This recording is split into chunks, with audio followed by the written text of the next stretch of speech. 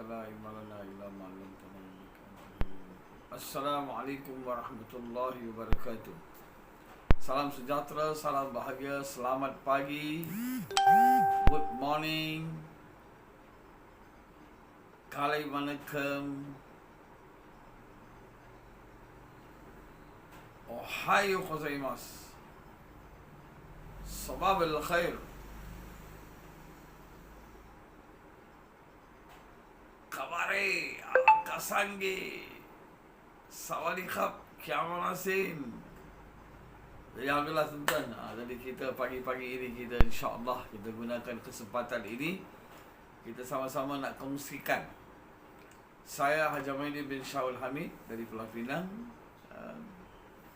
bersama-sama kita di sini kita nak kongsikan dengan tajuk rahsia magnet rezeki dengan formula mesti. Masih lagi kita dalam huruf S, yang mana kita dah panjang lebar kita dah cerita tentang S ni. Hari ni masih lagi dalam S, iaitu berkaitan dengan sabar. Jadi sabar ini satu perkara yang sangat tinggi, sangat tinggilah. Jadi kita dalam apa keadaan pun kita mesti kena sabar. Sabar ni sangat tinggilah nilai dia, makam dia kan. Makam dia sangat tinggi. Jadi di sini saya bawa bersama di sini kisah berkaitan dengan sabar. Panjang lebar sabar kan. Kisah ada banyak, jadi kita bawa lah kisah yang sangat masyhur tentang kisah sabar ini. Semoga ia dapat inspirasi kepada kita untuk kehidupan yang kita mengalami di sini sekarang. Tambah-tambah lagi di masa sekarang ini yang dilanda kita wabak corona virus ini, sehingga ke hari ini belum lagi ada penyelesaian, tak nampak jalan penyelesaian dia. Jadi di sini kita ambil kesempatan bagaimana kita nak mengamalkan, iaitu dengan sabar ni. Dengan sabar kita, kesabaran kita, insya-Allah dia akan membawa kita makam yang lebih tinggi. Dapat kita sentiasa bersangka baik kepada Rabb kita, dan di sinilah akan wujudnya kebaikan demi kebaikan akan muncul kepada kita. Dia akan dapat kebaikan demi kebaikan kita akan dapat. Kita akan dapat balik kembali bagaimana keadaan-keadaan yang sebelum ini. Jadi ditambah musim-musim yang sedemikian rupa, banyak pancaroba, banyak perubahan, banyak sangatlah kan. Kita punya kekecewaan kita punya duka cita demi duka cita, duka cita demi duka cita yang kita mengalami. Dan kita banyak mengalami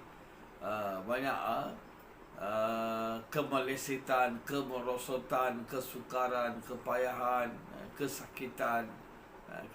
Ramai yang kalangan kita mengalami kesakitan. Banyak di kalangan kita telah dijangkiti wabak. Banyak di kalangan kita telah mengalami kemelesetan, mengalami kefakiran, mengalami kemiskinan, mengalami kemunduran dari segi ekonomi, dari segi pendapatan, dari segi semua keadaan. Banyak perkara yang kita alami waktu yang kita di tengah-tengah ni, yang melanda ujian yang sangat besar kepada kita.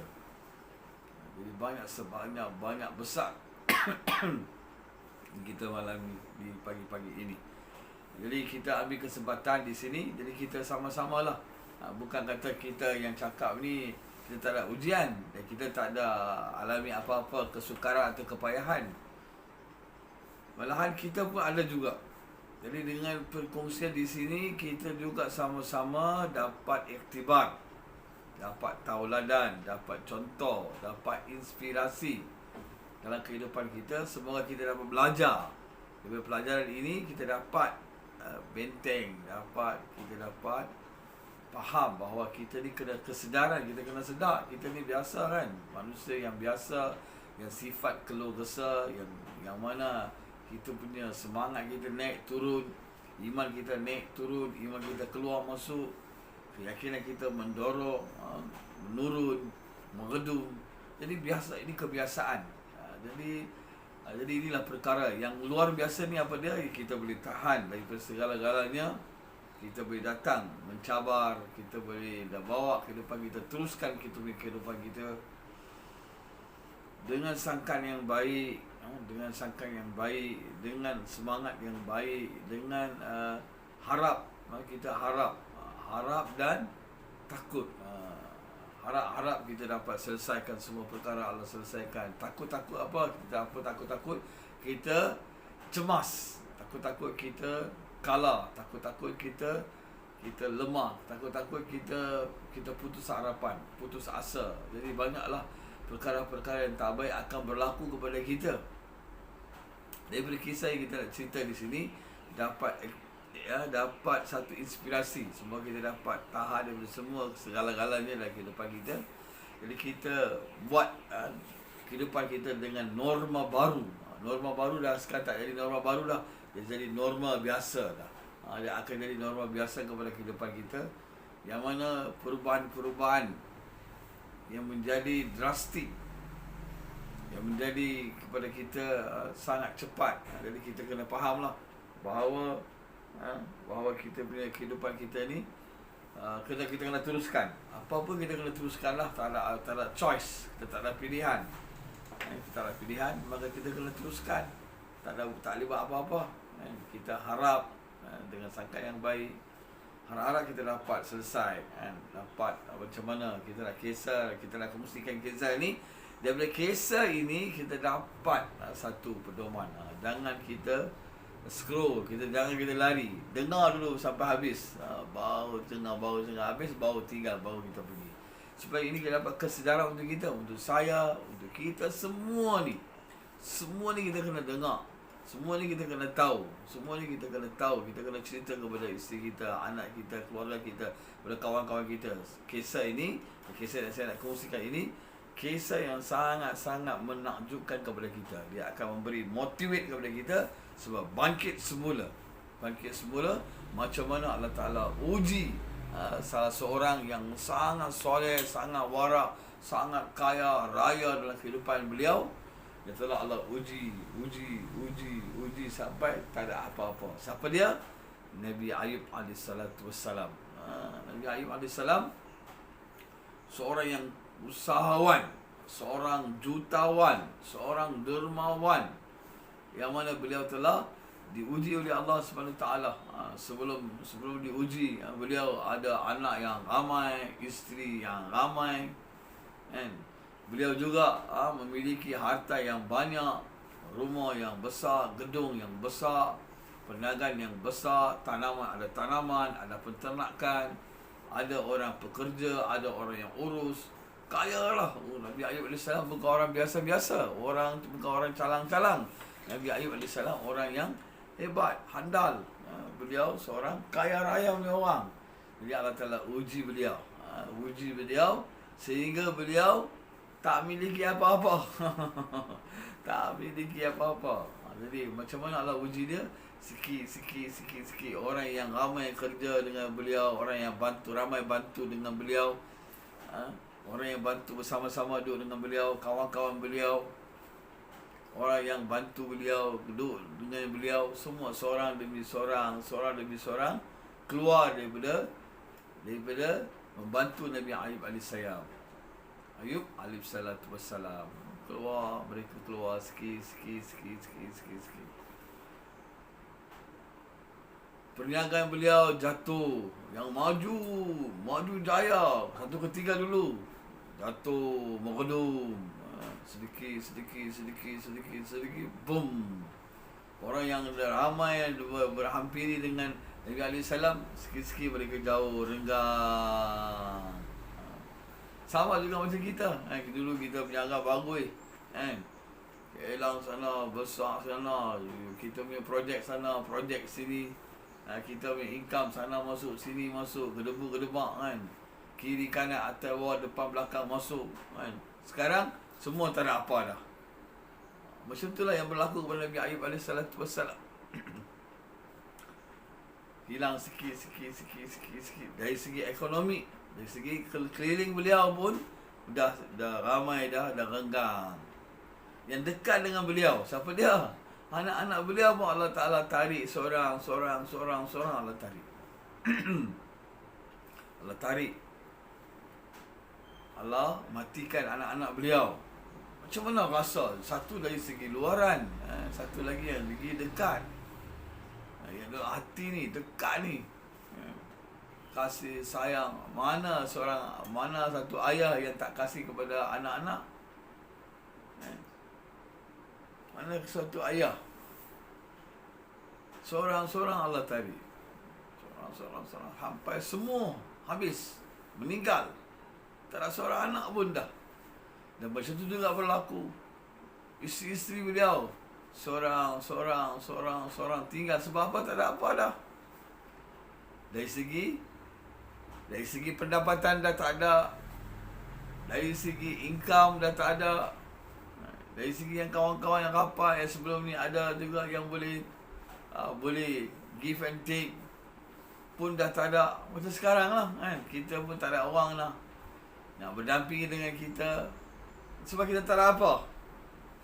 Bila kita ada, orang semua datang puji gila-gila kita. Kita hebat apa macam-macam kan.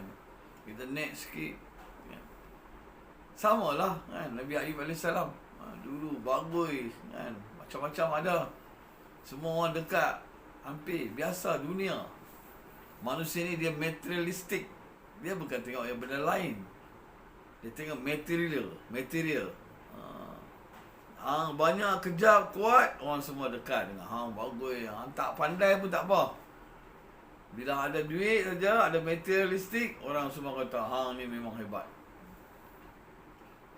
Kerana pulus. Ada pulus, semua lulus. Tak ada pulus, semua gagal.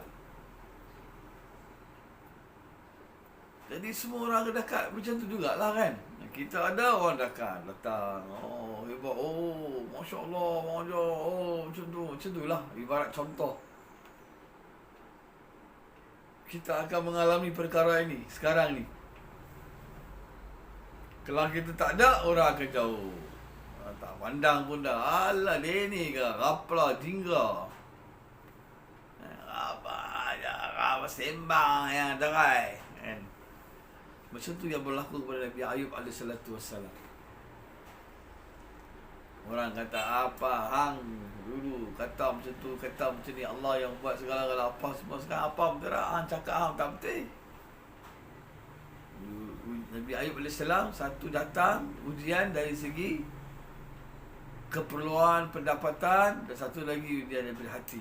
Psycho daripada attack psycho. Tapi tetap sangkaan Ayub AS dengan baik Allah. Allah Ta'ala Maha Rahim, Maha Rahman. Allah masih sayang kepada kita. Allah masih cinta kepada kita. Sangka baik dengan Allah. Walaupun dah berlaku isteri seorang demi seorang tinggal Nabi Ayub AS. Tengok apa betul tak? Sama juga perkara ni akan berlaku dengan kita.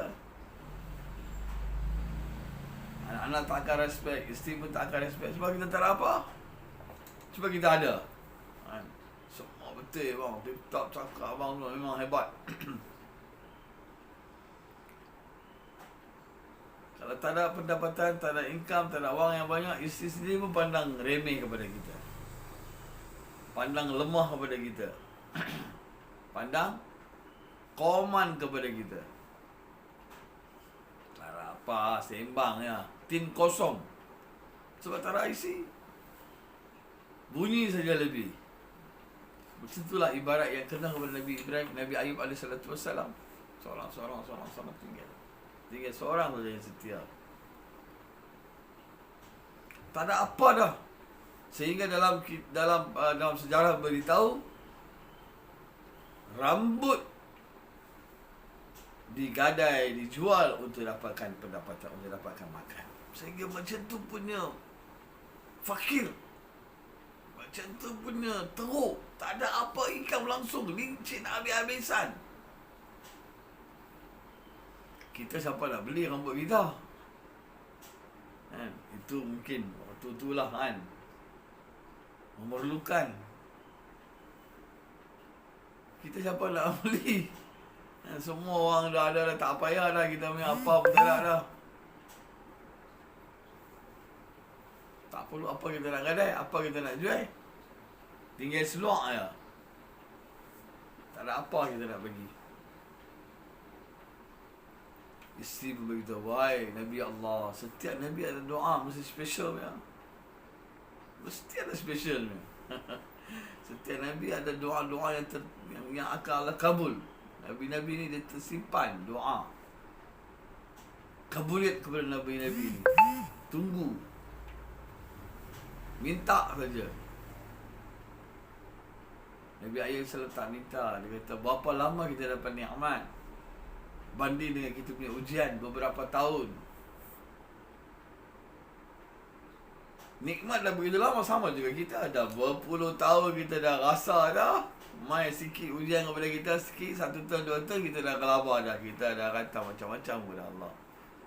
Macam-macam, saya sendiri juga macam-macam. Kita ni manusia yang sifat lemah, keluh kesah, daif, suka komen, suka komplain, suka mengadu, suka tengok benda-benda yang buruk, tak sangka, tak husnuzan dengan Allah Subhanahu Wa Taala. Apa hikmah dia kita tak tahu. Yang berlaku pada kita ni, apa hikmah di belakang dia kita tak tahu.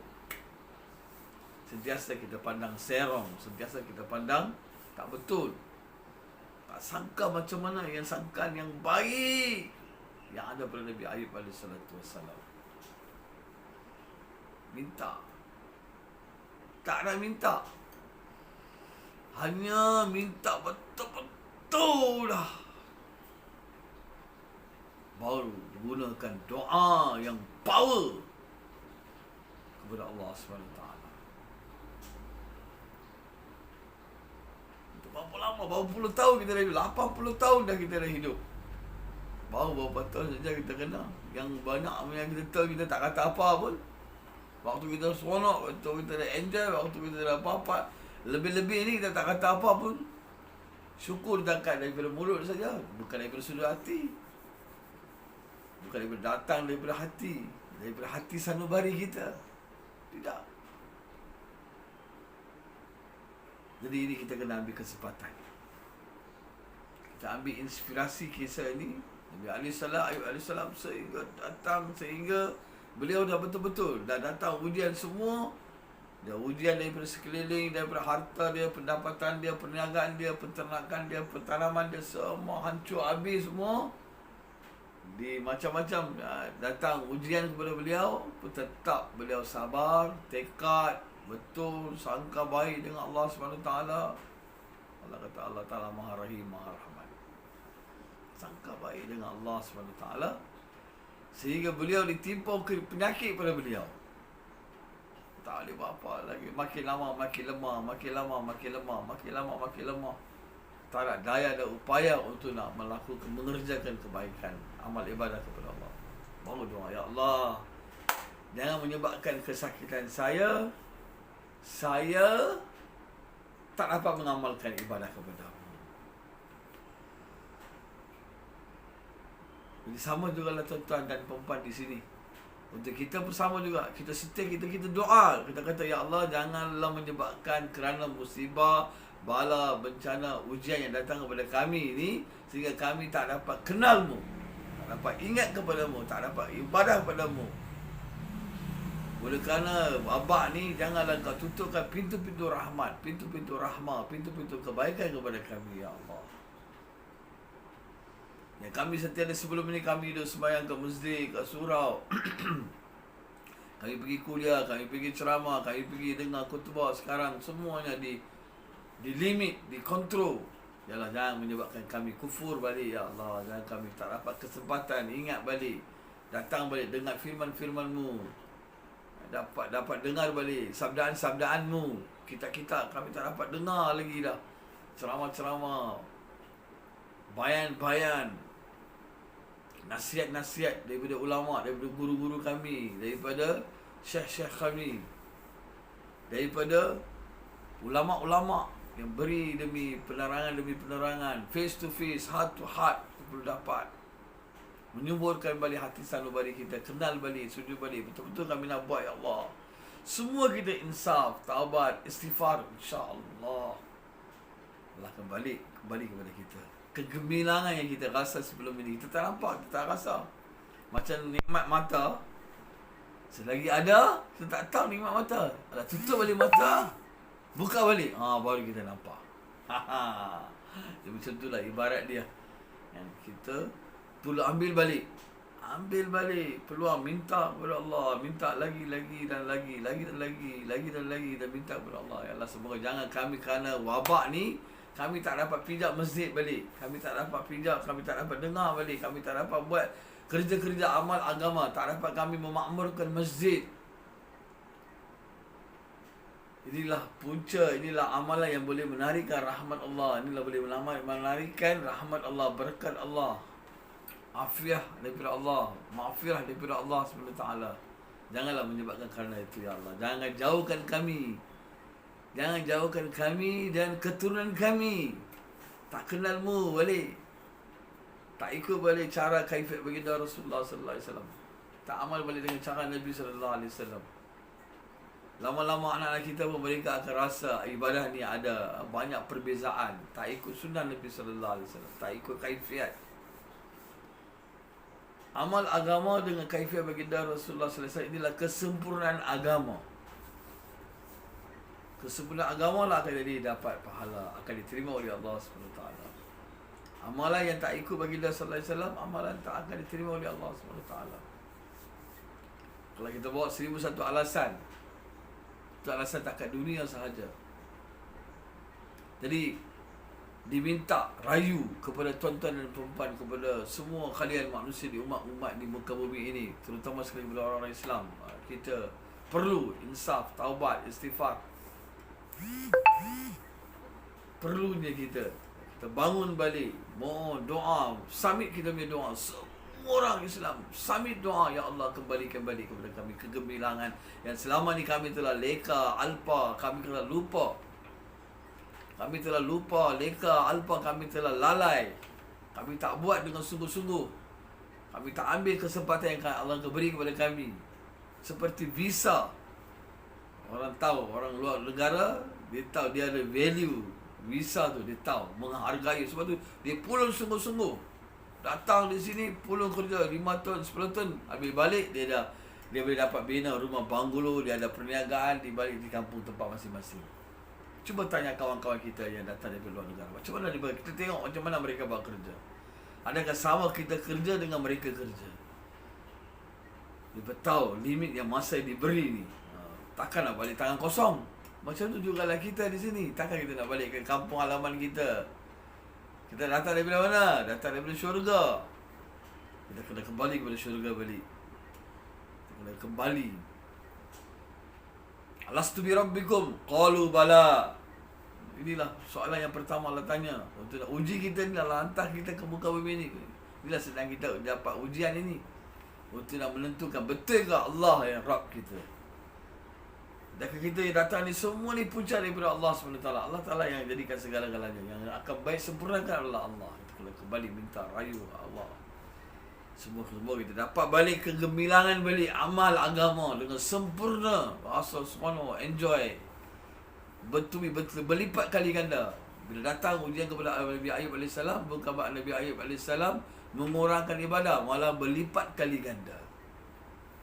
Begitu juga dalam semua aspek, tawajuh dia, doa dia, harapan dia, permintaan dia, tak pernah minta. Akhir sekali bila datang kepada sentuh daripada amal agama, mengganggu amal ibadah, maka ketika itulah mintanya, pasrahnya Nabi Ayub AS. Begitulah tuan-tuan dan perempuan kita hari ini, kita ambil kesempatan ini. Kita sabar, tekad, innallaha ma'as-sabirin. Allah bersama-sama dengan orang yang sabar. Kita ni kena sabar banyak, sama orang saya. Wasabru minal iman. Orang yang ada sabar baru ada iman. Sabar ni adalah makam yang paling tinggi. Asma Allah SWT daripada Wallahu allazi la ilaha illa kan, kita baca bismillahirrahmanirrahim. Al-Malikul Quddus, Salamul Mu'minul Muhaiminul Azizul Jabbarul. Semua ni asma Allah ni yang paling bawah sekali adalah as-sabar. Memikul semua asma Allah Subhanahu wa taala. Kesabaran yang paling tinggi tuan-tuan dan puan-puan. Senang kita cakap, jangan kita minta ya Allah bagi kesabaran kepada saya. Bila datang ujian kita sabar. Bila datang ujian kita sabar, kita minta. Wasta'inu bisabri wassalah. Mohonlah pertolongan dengan sabar melalui solat. Wasta'inu bisabri wassalah. Mohon pertolongan dengan sabar melalui sembahyang. Kita minta kepada Allah SWT.